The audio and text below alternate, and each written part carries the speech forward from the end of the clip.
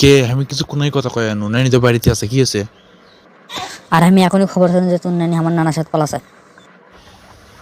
কি করছ সেই? ওই জন্যই করছি যে ভালো করে ফোন দিয়ে শোন, আমি তো শুননই। এটা কর, কাম কর, এটা মাস্ক পরার এতে চলে যা, আমি তাই যাচ্ছি। মানুষের তো মুখ দেখানোর মতন অবস্থাই নাই আর। এই গাইস, আসসালামু আলাইকুম। তো সবাই কেমন আছেন? আশা করি ভালো আছেন। তো আমি আল্লাহর রহমতে অনেক ভালো আছি। আপনারা যারা প্রতিদিন নতুন নতুন ফানি অথবা কার্টুন ভিডিওগুলো দেখতে চান তারা আমার চ্যানেল সাবস্ক্রাইব করে আমার পাশেই থাকুন। কি রে বন্ধু, তুই আমাকে হঠাৎ ফোন দিয়ে ডাকলু, আবার এই বাথরুমের মধ্যে টেনে লেলু, কি হয়েছে?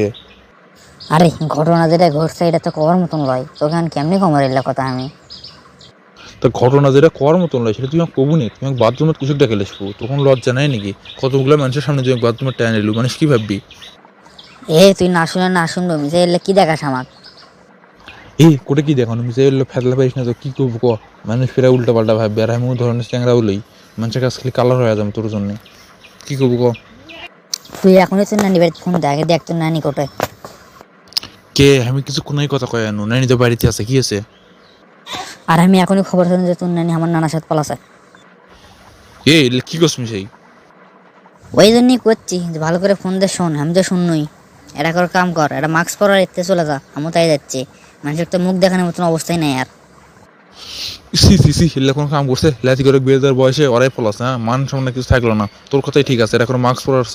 মাস্ক না থাকলে বাথরুম থেকে তেনা ডালে, নাহলে পদ্ম ছেড়ে। হ্যাঁ বন্ধু, চলো ফোনটা যে আমি একটা নিচে লুকে থাকবো নি, মান সামান তো কিছু থাকলোই না।